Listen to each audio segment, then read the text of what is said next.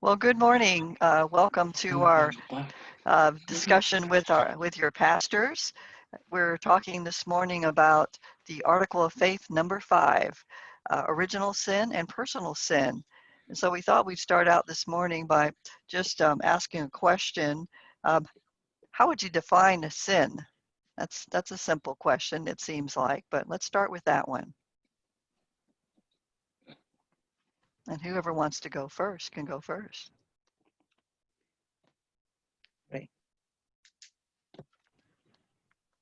Well, I've always seen sin as I've come into this and I've grown into this and studied a little bit more. Sin to me has always been uh, whatever it is that starts to take our focus away from God. If we look at Adam and Eve and we look in the garden, we look at their sin in the garden. It wasn't necessarily that they ate the apple, but what it was it really that they were disobedient to God's direction, and they're disobedient to God's rule. And the reason why that becomes a sin is because they start to think that they can become equal to God. They can start to think themselves worthy enough to be up on God's level, to have the wisdom and the knowledge, and they start to put themselves before God with their desires and what they want. God had given them all these things. He'd given them the perfect place to be, and he just gave them one simple rule: hey, just don't do this, and everything's going to work out fine. And so, as I've learned more about sin and I've studied more about sin, sin is that selfishness, that need to put ourselves in front of God. Need to put ourselves equal or beyond God sometimes, and then that draw into trying to justify putting ourselves on that plane above or beyond God, and focusing on that selfishness that sin draws us into. Yeah. Anybody else? Anything to add to that? I mean, that's a very good explanation. It's both disobedience and selfishness, right? Trying to elevate ourselves to be like God. Pues es todo aquello que nos separa de Dios. My husband said it's all of that separates us from God. Mm-hmm. Yeah. Mm-hmm. Yeah, just for those that may not recognize you, we're joined today by Pastors Ana and Alfonso. They pastor the Spanish congregation that meets in the same building but in a different room each Sunday, and so we're thankful to have them here. I would add to what you all have said and kind of go back to the fairly simple definition of that. I say simple, but here I am struggling to describe that we are built for relationship with God, with others, and with creation. And sin is anything that breaks those relationships. Mm-hmm. And sometimes that can be something that an individual does. Sometimes it can be something that a group of people do. But yeah, it's what breaks those relationships that we're designed for. So Can I say something else? Yeah, go ahead. Also, not only we disobey or separate from God, but also destroy us. Sin destroys the human being. Yeah. And that is the purpose of the enemy, for us to sin, to destroy us. Yeah. Yeah. So we don't go to heaven with the Lord as the original plan. So as Nazarenes, what's the answer to this sin? How can we be free from the sin, or are we ever free from sin?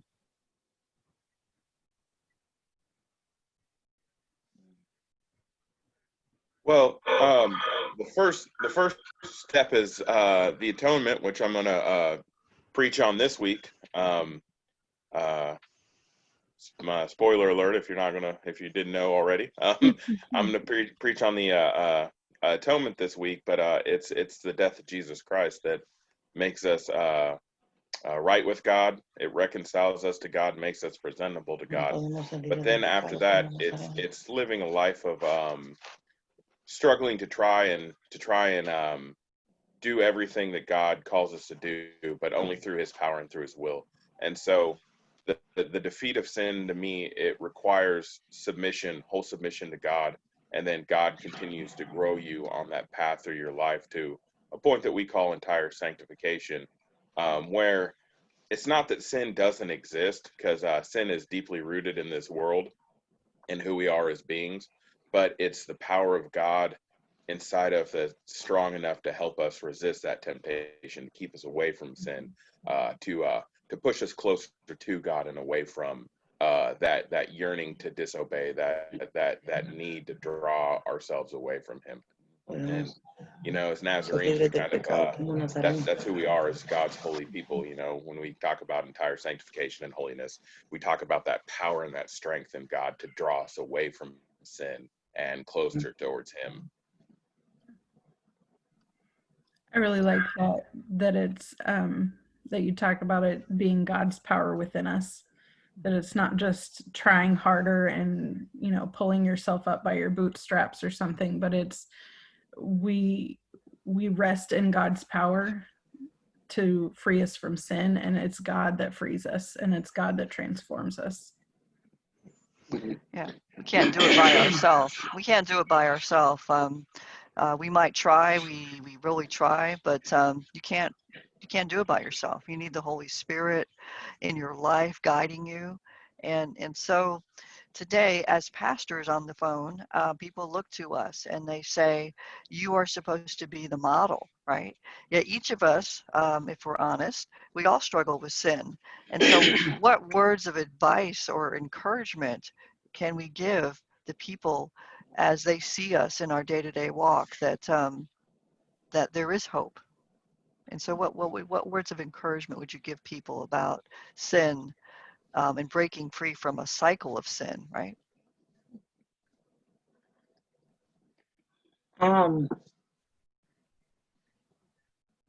People want to know what is good for their lives, and they need to learn what is good for their lives. Because people want the easiest way all the time, and the easiest way is not always what is good for their lives. So they need to learn how to be encouraged in both ways, when the times are good and when the times are bad. Yeah. So do you think it's easier, Anna, for people to sin when times are bad or when times are good? People sin all the time anyway. Mm-hmm. Yeah. And we do also all the time anyway. Sometimes we don't even think about it, but we're doing it. Mm-hmm. And sometimes we feel like dropping in this ball, and we say, I think I'm not in peace with myself right now. I think I'm doing something wrong, but I don't know what it is, Yeah. Mm-hmm. Yeah, as Nazarenes, we do believe that there's a difference between sin and imperfection. So, or frailty of some sort. So there are those of us that struggle with mental health type things, and those can sometimes be hard to distinguish what aspects of that are sin and what are just the way we're wired and the things that we struggle with. And so honestly, that's a hard thing, to know how much you contribute, how much of it is sin and how much is just a struggle. But what we can do is rest in that. I'm going to go back to that God made us for relationship with Himself, mm-hmm. with each other, and with creation. And so one of the things that we can do is be in relationship, not only pray about it, but be in relationship with one another, have some sort of accountability, and have some sort of discipleship. Not just a friendship where you talk about the weather, but where you talk about that meaningful stuff, and you talk about your struggles, and you talk about the things that are hard with another believer, and you can support and lift one another up. And that's who the church is. And that's how we respond to sin, and that's how we work towards not sinning, is by being there for each other and talking about those things. Yo creo que con una búsqueda sincera a Dios. He said that is like looking for God sincerely in your heart. Y que pues cuando, como dice la pastora, cuando alguien cae, pues no juzgarlo, sino ayudarle a levantarse. Yeah, it's like Pastor Rachel says that when someone falls, we need to help that person to get up, not judge. Como dice la Biblia, que nosotros no podemos sentirlo que nunca vamos a pecar porque todos estamos expuestos. Yeah, like the Bible said, we can never feel like we're never going to sin, because we all are supposed to sin. Yeah, just our natural bent, our in our nature is that we kind of lean in towards sin. We can't, that's just who we are. But we can use the Holy Spirit and Jesus to help us lean back the other way, right? And I think during the service I talked about Psalm 19:12-13, where it talked about David always asking God to please search my heart. Let me know if I'm sinning. Help me to recognize that and forgive me when I do, right? And so we need to always ask God to show me my sin, because you do it unintentionally. You don't even think about it sometimes, and you may be more apt to do certain types of things unintentionally. But that daily relationship, as Rachel said, with God, to help you grow, to help you to move on the path to holiness. Yeah. Yeah, I think we say it every week, but it's so hard to separate out as we talk about the articles of faith to not include the rest of them.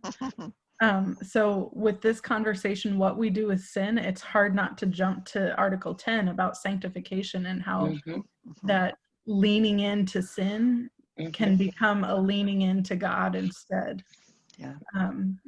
And so I'm looking forward to progressing in this series with everybody and getting a more full picture of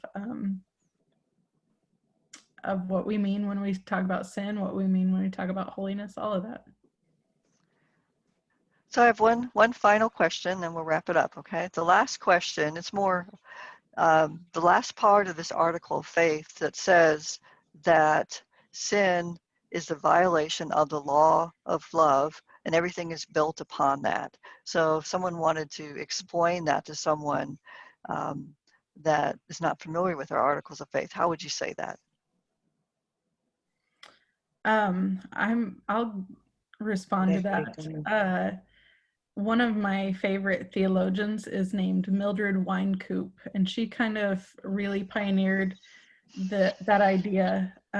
It was something that existed before, but she articulated or said it really well. That sin is the opposite of love. It's violating that law of love, and it's not just love of one another, although it can be that. It's primarily love of God. It's what separates us from what God in love intended for us. Yeah. All right. Anything else, anyone? If not, go ahead, Ray. Go ahead. I was just gonna say, Christ in Matthew quotes the Shema, and he paraphrases it a little bit more, and he says, love the Lord your God with all your mind, with all your soul, and with all your strength. And then he tacks on towards the end of it, love your neighbor as yourself. And so you have two kinds of love there. You have love for God with everything that you are, and then loving your neighbor as more than you, more than yourself, more than what you are, humbling yourself to love your neighbor more. And then he says at the end of that, he says, the whole of the law and all of the prophets reside on these two things. And so when he says the whole of the law, and what Israel understands is the law is the way to justify themselves and make them righteous to God.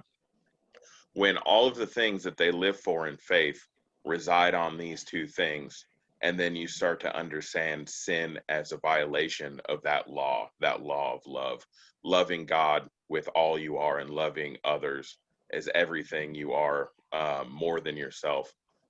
It really starts to paint for us a picture of sin is not only a transgression against God's rules or God's expectations or anything like that, but it really is a transgression against God's love and the love that we have back for God. And as Rachel has said so many times, we're made to be in relationship with God.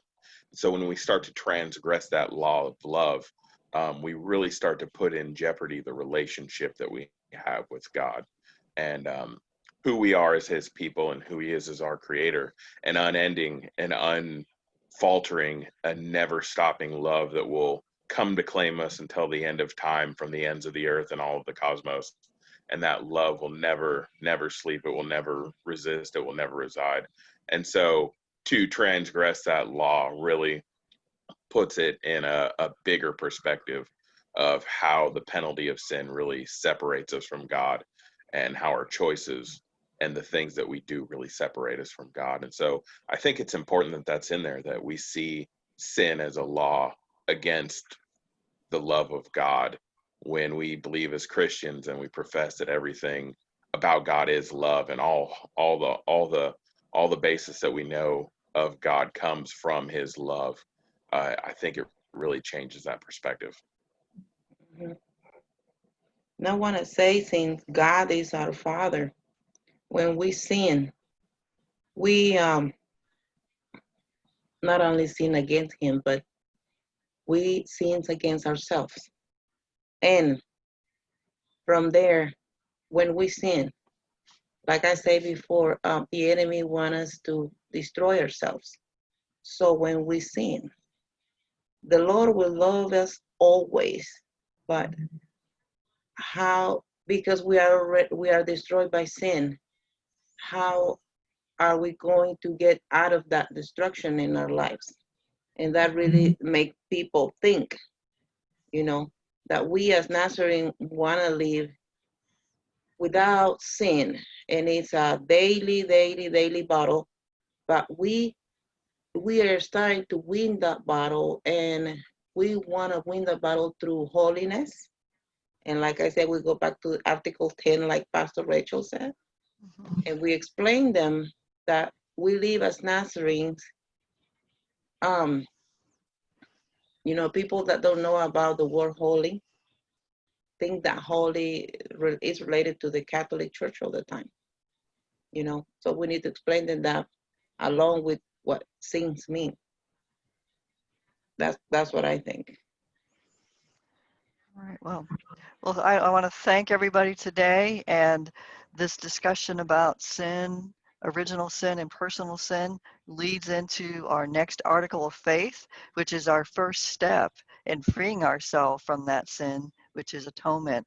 So we look forward to that this Sunday, and I want to thank the pastors on today for their input, and for such a blessing to our team, and thank you so much today. Thank you. Thank you.